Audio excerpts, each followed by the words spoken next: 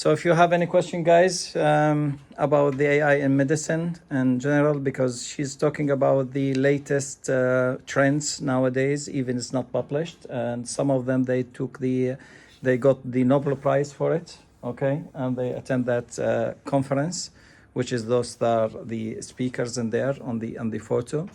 And you have her LinkedIn account, so you can contact her for anything related to the AI and medicine, specialty in pharmacy, I believe, or in chemistry, I believe. So yeah, anyone has a question? I don't know if it was a bit too scientific. I tried implementing the AI aspect for you guys because that's your specialty, like computer science, AI, machine learning, all of that.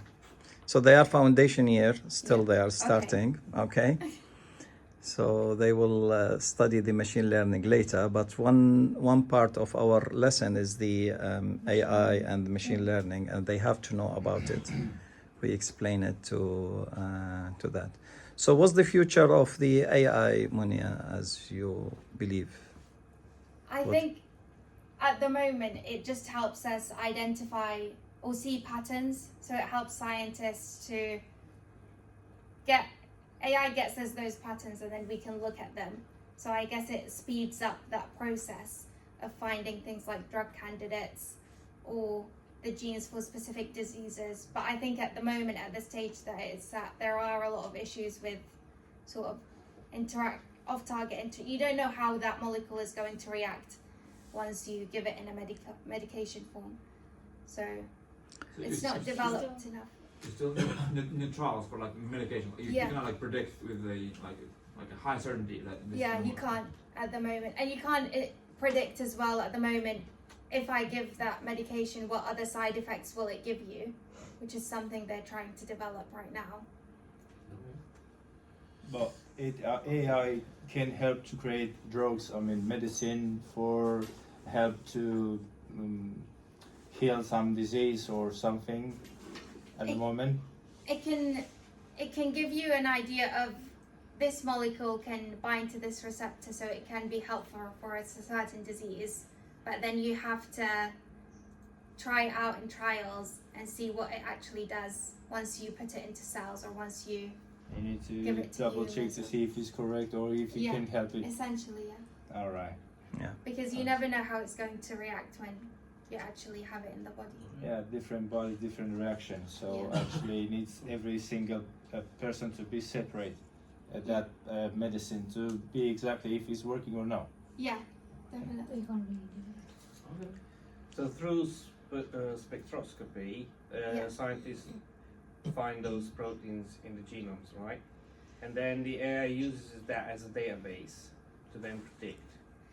The AI uses the amino acid sequences to predict the protein structures, and then you already have receptors that we know of, right, existing, and we already know their chemical structures, and then it just predicts how strongly that can interact with that molecule, if that makes sense. Yeah. Actually, what do you think about AI used into the NHS? So, for example, like into the surgery, helping like with the surgery as well, or like an X-ray, like finding patterns into the X-ray. What do you think about that? I think it can help, but I think at the moment, especially with the NHS, they care about safety so much that they delay those kind of things. I mean, in the pharmacy, we still use things like paper prescriptions, and we're talking about AI in real life. But I think it takes time for things to go into practice, and with the UK especially, it has to be implemented in other countries, and then they see, oh, maybe it's safe, let's bring it in. Oh, thank you. Yeah. It actually can be used, for example, like surgery to help, like or machinery that he can have like brain surgery, for example, so he can be more accurate. Yeah, than a human, But I think we're a bit off of that because of patient safety, and then it's a new thing, and everyone's a bit reluctant. So what about the discovering the disease before it's coming because of the genome one? Can we treat it by, I mean, discover it by AI in the beginning, and then we can create a medicine to treat that one? And We can discover what genetic sequence means that you have that disease, or what we can look for when we test a patient. Mhm. And then we can test the patient for that specific genome. Like with Anna, they tested her for the CAG repeat sequence. Okay. But we knew that through research that the CAG repeat causes this Huntington's disease. So I mean, But is there there's any medicine that There's no treatment for Huntington's at the moment. So again, you have to see what do I need to target, and then so you just make her life like a disaster because she's waiting for that. I mean, is there any research that working with that one to find any? I think there's charities that are yeah. working towards finding a cure for Yeah. Huntington's. But So there's it's nothing better at the not moment. telling them until they got it, Yeah. as long as they. Maybe. Yeah. Yes, sorry. It's a possibility by what you say. Actually, would go by testing whatever it tells you, but actually to be more disease virus than actually a cure. It could be what? Sorry. So you try to find a cure for some disease. Yeah. They trying to predict that one for something we never have, but by mistake, it's gonna do actually something much worse than actually help. It could do with like Anna's case of to be fair, they do a lot of genetic. So if she's got her mum who's got Huntington's disease, which means that she could have that CAG repeat gene because it's a genetic condition. So she wanted to find out about it. Yes, it could do more harm because there's no treatment for it at the moment. So she's just living with she's knowing that she'll get symptoms without there being a treatment at the moment. But they're still researching it. So what if they find a treatment before she gets the symptoms? And then that will make her more hopeful. It's a double-edged sword, I think, at the moment. Sorry, for example, I would like to know the cancer is genetic or no? Depends.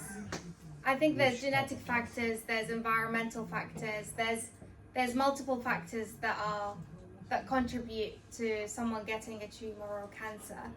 But that's why you look at, like with AI, you can sort of see what the genetic factors might be, see tumor samples, see the symptoms, and then through that, see if there's any markers we can find in people to see if they have that specific cancer for diagnosis. So I believe the cancer thinks it has like weights, like in machine learning, everything is weights. So genetic thinks is one of the weights. Sometimes it's high, like if you have your family have this cancer, uncles and let's say mother from mother side and father side, even if your mother or father did not have the cancer, but the uncles, I mean the two, maybe the opportunity to get the cancer is high for you because of the genetic things, but also is affecting by environment, psychological life, the things. It's all like buttons. So if these all buttons is going like to be on, then the cancer is started. Otherwise, one of the buttons is off. That's it. You are in safe thing. So it's all depending. But genetics is one of the reasons. So if they found it, at least they can protect you better. Am I right? Yeah, great. Okay. Yeah. Yes. Is there any application of the AI in the editing of the genome? Like that would be like the problem with the Huntington's. Like that's why we cannot cure it because it's like you have to edit the genome. I would suggest. To be honest, I'm not sure. Yeah. The lady that gave this is Dr. Natalie Banner. She works in Genomics England. Uh-huh. So they're trying to find sort of what variants there are for certain cancers and rare diseases, one of which is Huntington's, but we already know what the variant is, which is the CAG repeat sequence. I think they're trying to do research to see how we can prevent it, but I'm not sure. Okay. Great. Any other question, guys? Okay, thank you very much.